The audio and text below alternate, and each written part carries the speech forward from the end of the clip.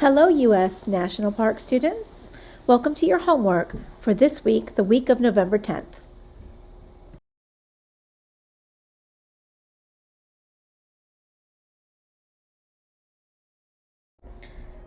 This week, we're going to learn about Sequoia National Park. This national park happens to be in the western region, the same region we've been working in, of the United States. This park is located in the state of California, and it was established back in 1890. Fun fact about this national park. It's home to ancient giant sequoia trees. We're going to learn all about them. They are the world's largest trees. They're fascinating. And this national park consists of 404,064 acres of forested mountain terrain. Take a look at that picture there with the sequoia tree and the human person with their arm around it. That just gives you a little indication into the size of these trees. I look forward to sharing them with you as we learn.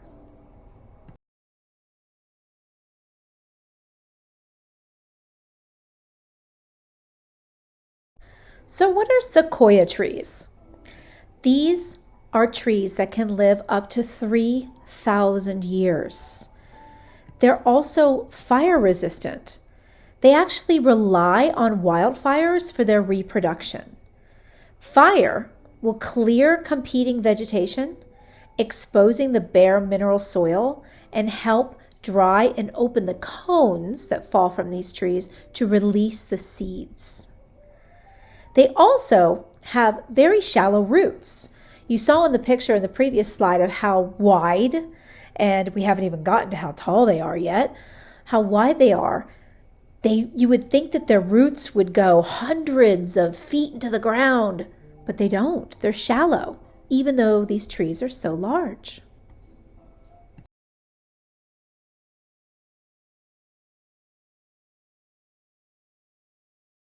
So let's go ahead and dive right into our first flora. We're looking here at the giant sequoia trees. Take a look at the picture here on the right. Look at the tree and look at its bark. We had mentioned that the bark is resistant to fire. It has adapted to fire.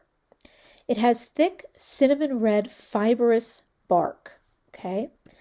Now, at one point in time in the 1870s, these trees were logged. They were logged with the hopes that they could be used for building materials. However, because of the brittle fibers of their bark, the loggers knew that these trees were not going to be good lumber. So the logging discontinued. And now today, most of the sequoia trees are all protected. The seeds that are produced from sequoia trees can remain in the cones that they come from for 20 years. That's a long amount of time. Some more facts about the cones. The cones can remain attached to the tree for as long as 20 years. And one single adult mature tree can have as many as 11,000 cones at any given time.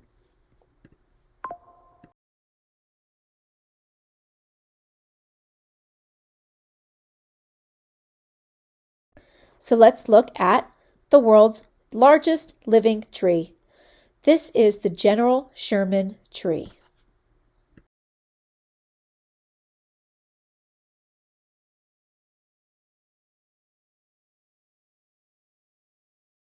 This tree is named after the Civil War General William Tecumseh Sherman. He fought on behalf of the Union during the Civil War. That would be the North. And this tree is named after him. This is the General Sherman tree. It is the largest known living tree on Earth.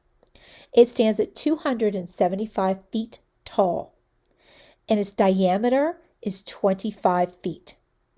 They believe this tree is somewhere between 2,300 and 2,700 years old. So if you go to Sequoia National Park in California, you can go up and look and see the General Sherman.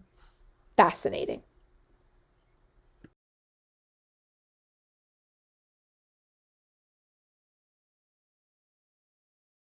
Okay, so what other kind of flora are you going to find in this park? You're going to find this beautiful flower. This is the smoky Mariposa lily. It's native to this area of California. And this flower thrives and grows in forests and on grassy hills. The Native Americans, fun fact, would eat their underground bulbs, the bulbs that grew under the earth. They would eat those. Now, each one of these flowers, these beautiful white flowers, has 3 petals, kind of like a trinity. Call it a trinity flower. But no, it's the smoky Mariposa lily.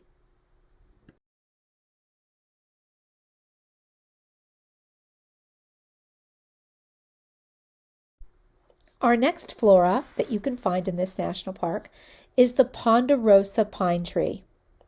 Now, the ponderosa pine tree is well known for its long needles. If you look at the picture on the right, you can kind of see around the cone of the long pine needles, okay? Different than the pine trees that we saw in Smoky Mountains National Park with shorter needles. These have long needles. You can see that beautifully formed cone there. The bark of this tree on really warm days has a scent of vanilla, even butterscotch. So yummy. Very interesting fact. Now, it's not as tall as the sequoia tree, but it's quite a large tree. It can grow 60 to 130 feet tall. And as you can see in the picture, its cones are oval shaped. It has sharp prickles. Each cone does. And this tree also has a fire resistancy. It really handles the fire well and does not burn down easily.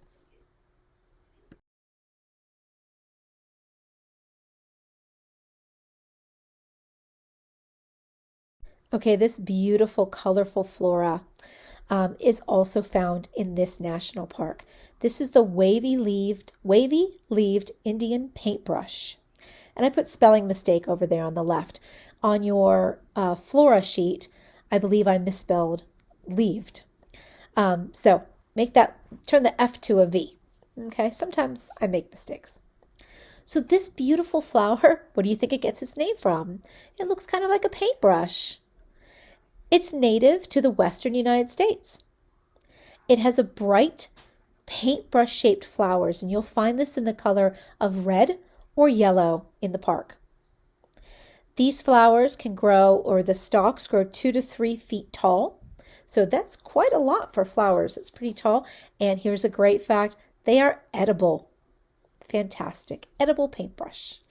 But this is a beautiful flower that you can find in this part of the country.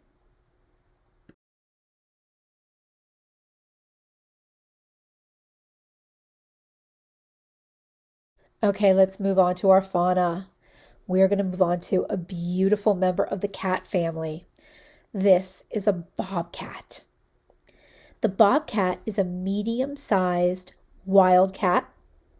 It has very pointed ears. You can see in the photos there, especially the one on the left, you can see the pointed ears. That's typical of a bobcat.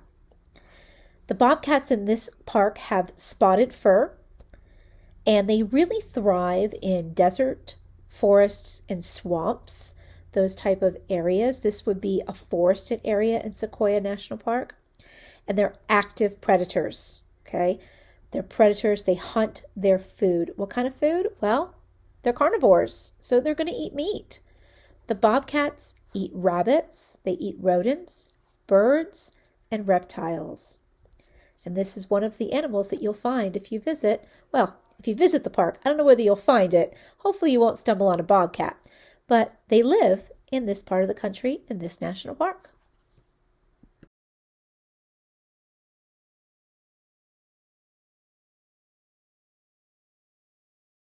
So we just learned about the Channel Islands National Park and the really cute island fox that you can only find on Channel Islands. Well, that island fox is a descendant of the gray fox that lives on the mainland. This is the gray fox. So they're related. This one lives in California, so not on the off the shore on the island. So this is now on the land. This is the gray fox. So this fox is an excellent tree climber, and that's great for Sequoia National Park because guess what? It's full of really tall, really big trees. So they climb trees really well. They also live a very solitary and shy lifestyle. They don't like to be, they don't hunt in packs, and they will definitely avoid like human activity if they hear or see that, and will remain sort of reclusive on their own. They thrive in wooded areas. Again, excellent tree climbers, so you're going to find them in this national park. Now, the gray fox is an omnivore. We've talked about herbivores and carnivores. And remember the omnivores in between. They eat everything. Small mammals, birds, insects, but also fruits and nuts. There you go. This is the gray fox.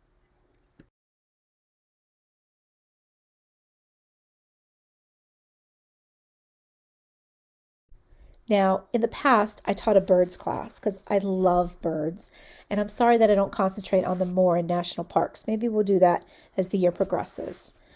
In this park, you're going to find this beautiful, unique bird. I mean, really unique. This is a California quail. So it's a small ground-dwelling bird.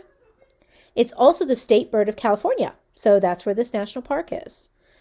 Now look at what makes it unique. Take a look at its feathers. Look at its head composition. It looks like it's got a big piece of hair sticking out there, right? That's called a plume, okay? It has a distinctive head plume. Now the males have the black cap and a more distinctive plume, where the females are a little more plain. Look at the picture at the bottom right of your screen.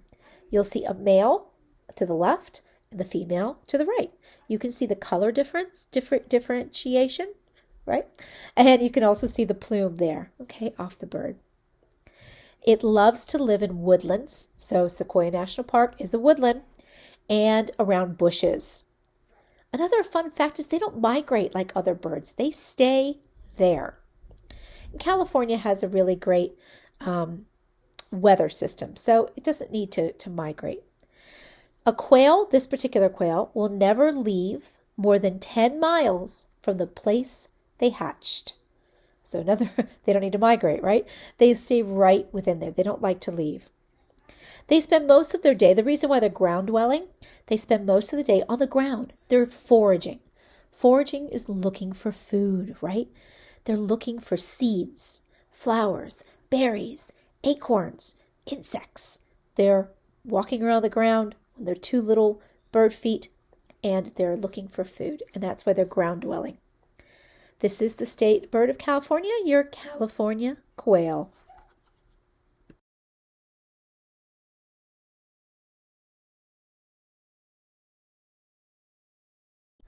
Okay, I'm going to bring an amphibian now. I tend to focus a lot on mammals, if you haven't noticed. We're going to actually highlight an amphibian in this national park. This is the mountain yellow-legged frog. It's found in mountain creeks, lakes, and streams. And you're going to find streams in Sequoia National Park. Now, really interesting thing about this frog. It's a medium-sized frog, okay? It usually grows up to 1.5 to maybe 3.5 inches. Here's the females are generally larger than the males. So you don't find that very often in nature. Usually the males might be a little larger. Usually their feathers or their furs darker than the female. This amphibian has a larger female than the males. Now the coloring on the frog is a yellow brownish markings on the top and then clearly a yellow underbelly. And you can see that here in the photo. Now, interesting fact about this fauna. This frog lacks the vocal sac that makes that ribbit, sound. That was a terrible ribbit.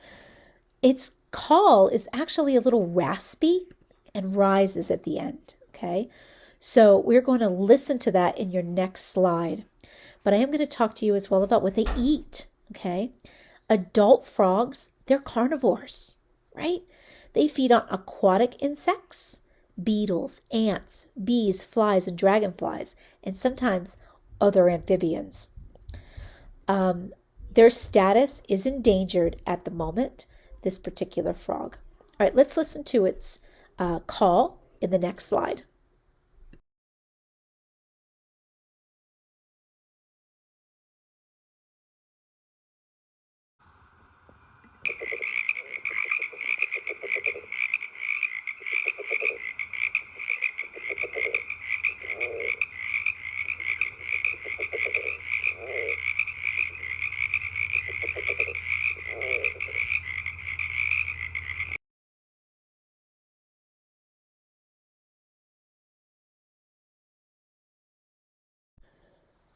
All right, so now we're on to the final video for this slide presentation.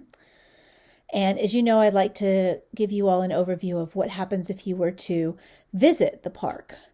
If you were to visit this particular park, it is open 365 days a year and 24 hours a day. There's hiking, 6 hiking trails in fact. And in winter, you can go cross-country skiing and snowshoeing in this park. And when you drive to the park entrance, but then you have to go through about 1 hour's drive of winding roads before you can get to the giant sequoias. So be prepared if you drive. Well, you won't be driving, your parents driving. Now, as you watch the final video, you'll see a person who's hiking through, and you get to see the different trees, their sizes, and a little bit of advice along the way. And then take everything you've learned in this slideshow and just jot down at least 2 fun facts about this park. You can list the fauna, you can list the flora on your template, and then bring it back to class on Monday, where we're going to dive right into some more wonderful and fascinating national parks in our 63 U.S. National Park Series. See you on Monday. Enjoy the next video.